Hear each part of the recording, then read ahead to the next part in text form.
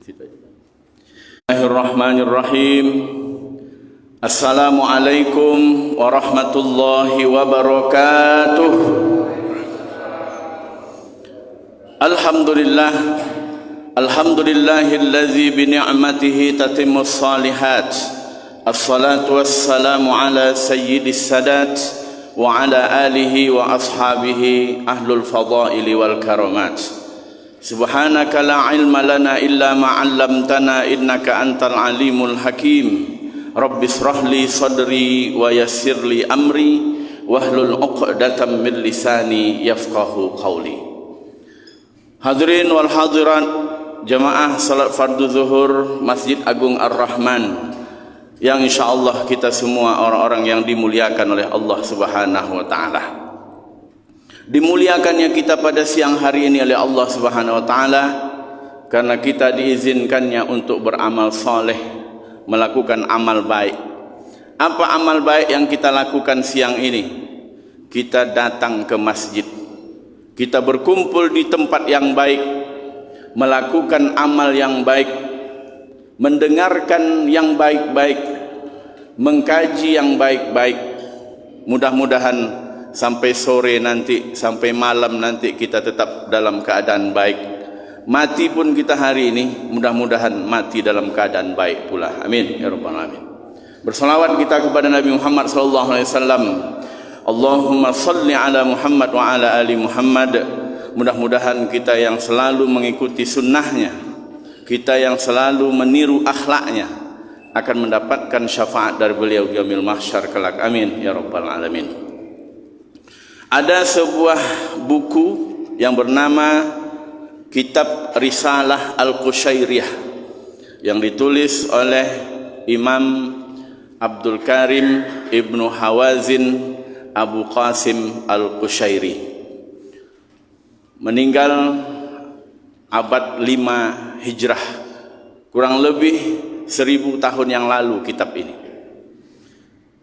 Di dalam kitab itu penulisnya bercerita nanti di akhirat ada orang soleh, orang yang sopan, orang yang bicaranya tak menyakiti hati orang lain, orangnya ramah, salatnya banyak, zakatnya full dia bayar. Tetapi nanti di akhirat dia mendapatkan hisab yang lama di akhirat. Malaikat heran, dia tengok apalah dosa orang ini. Salatnya full, puasanya banyak, sedekah infaknya banyak, zakatnya dia bayar tiap tahun.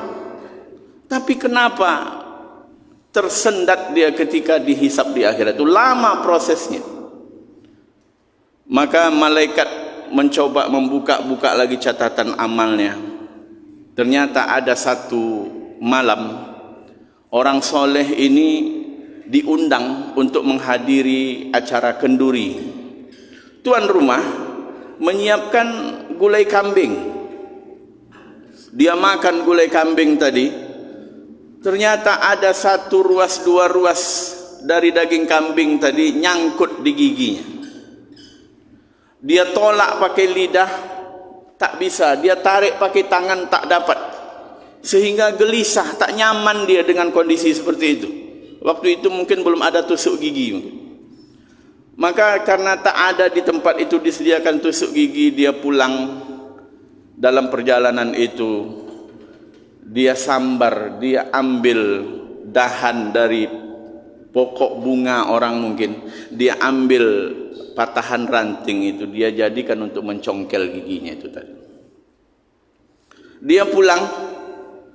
Ternyata hal yang menurut kita remeh-temeh, apalah harga potongan bunga ranting orang itu, kita ambil dahannya atau lidinya yang kecil untuk mencungkil yang mengganggu tadi. Berapalah dosa? Maka ternyata mengambil hak orang lain tanpa seizinnya, itulah yang menyebabkan hisab dia lama di akhirat. Saya tidak memikirkan orang lain, bagaimanalah nasib si anu, si fulan mengambil hak orang lain. Yang saya pikirkan adalah diri saya sendiri. Sudah berapa banyak hak orang yang kita ambil, yang saya ambil, yang saya makan tanpa seizin dari orang yang bersangkutan. Maka ternyata itulah nanti yang akan membuat hisab kita lama di akhirat. Maka agaknya ini yang dikatakan oleh sahabat. Sahabat itu orang yang pernah bertemu dengan Nabi. Apa kata sahabat kepada tabi'in? Tabi'in ini orang yang bertemu dengan sahabat, dia tak bertemu dengan Nabi. Apa kata dia? Perbedaan antara kami dengan kalian adalah, kalau kami memandang dosa kecil itu besar, tapi kalian memandang dosa kecil itu remeh-temeh dan biasa-biasa saja. Ternyata dosa kecil itu dia akan lama-lama menjadi dosa besar. Itulah yang ternyata yang nanti akan menjadi membuat lamanya hisab kita di akhirat. Nabi Muhammad SAW orangnya maksum, terpelihara dari dosa. Hari Rabu dia naik ke mimbar. Nabi meninggal hari Jumat. Hari Senin, Rabu, Kamis, Jumat, Sabtu, Ahad, Senin. 5 hari sebelum Nabi meninggal dunia, dia naik ke atas mimbar. Apa kata dia? Man kuntu jalattu lahu irdan. Siapa yang dulu punggungnya pernah kena oleh cambukku ketika aku memukul kuda, ujung cambuk itu kena ke punggung dia. Apa kata Nabi? Hadza zahri. Ini punggung Muhammad. Balaslah. Nabi Muhammad yang maksum saja, terpelihara dari dosa, dia katakan itu kepada sahabat. Siapa yang dulu punggungnya kena oleh cambukku ini, cambuk kuda gue, ini punggung Muhammad, balaslah. Siapa dulu orang yang pernah kata-kataku menyakiti perasaannya, segan dia membalasku karena aku ni Nabi. Haza, ini harga diri Muhammad, balaslah. Maka masih di suasana Syawal, bulan yang mulia, hari baik. Maka tak ada salahnya ketika kita pernah mengambil hak orang lain, datangi dia, jalin silaturahim, minta diikhlaskan. Kalau tidak diikhlaskan, usahakan untuk membayar. Kenapa? Jangan sampai nanti di akhirat kita cari dia untuk kita meminta maaf dan meminta dilepaskan hutang piutang kita kepada dia. Ada tukang, ada pembantu, ada orang yang lain pesuruh kita, tak kita bayar hak dia. Dia diam saja, dia senyum saja. Karena dia mungkin tahu, Pak, ingat besok hisabmu lama di akhirat, karena hak saya tidak Bapak tunaikan. Maka untuk itu Bapak Ibu hadirin yang Allah muliakan, saya mengingatkan diri saya pribadi, berapa banyak sudah hak orang lain kita ambil tanpa sepengetahuan dia. Maka mumpung masih bulan baik, datang kepada dia, terjalin silaturahim dengan baik kembali, maka selamat kita insyaallah dari hisab di akhirat nanti. Apa contohnya lagi Pak Ustaz? Kita dulu yang sekolah, makan bakwan 5 bayar 2. Pernah tak seperti itu? Pernah, karena kita susah dulu. Belanja sedikit dikasih emak, kasih ayah. Makan bakwan 5, Bu, bayar, baik kita bayar 3 cuma. Ini bagaimana prosesnya ini? Cari ibu kantin tuh, udah meninggal. Cari anaknya, tak tahu rimbanya di mana. Bagaimana menyelesaikan hak kita sesama manusia ini? Kalau sama Allah udahlah kita minta ampun, insya Allah diampuni oleh Allah SWT. Tapi hubungan kita sesama manusia, hak dia kita ambil. Maka dalam fatwa kontemporer Yusuf Al-Qaradawi untuk kasus yang seperti ini, bayarkan apa yang sudah pernah kita ambil itu ke lembaga yang digunakan oleh orang banyak. Masjid kan digunakan orang banyak, apalagi MDA digunakan orang banyak, panti asuhan. Niatnya apa? Mengembalikan uang umat kepada umat. Kenapa? Mau kita mencari dia di akhirat nanti. Tukang yang tak kita bayar hak dia itu, dia ketawa aja. Maka hati-hati dengan mengambil hak orang lain. Maka Bapak Ibu yang Allah muliakan, di bulan yang baik kita meminta maaf kepada orang yang mungkin baik sengaja maupun tak sengaja, terambil oleh kita hak dia itu, maka minta maaf kepada dia, minta dihalalkan sehingga terjadi hubungan silaturahim yang baik. Kalau ada orang itu minta maaf, kita maafkan. Jangan seperti ada ular lewat dia di somel. Somel itu tempat pemotongan kayu balak dulu.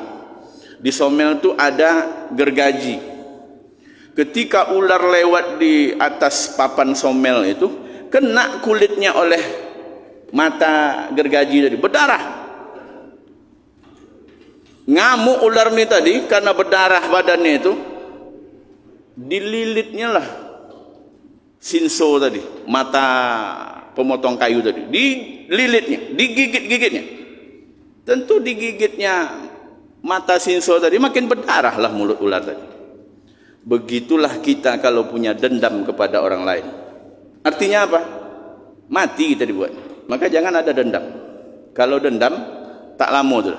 Kalau tak stroke, asam urat, darah tinggi, gula naik. Kenapa? Maka maafkan orang yang pernah berbuat salah kepada kita.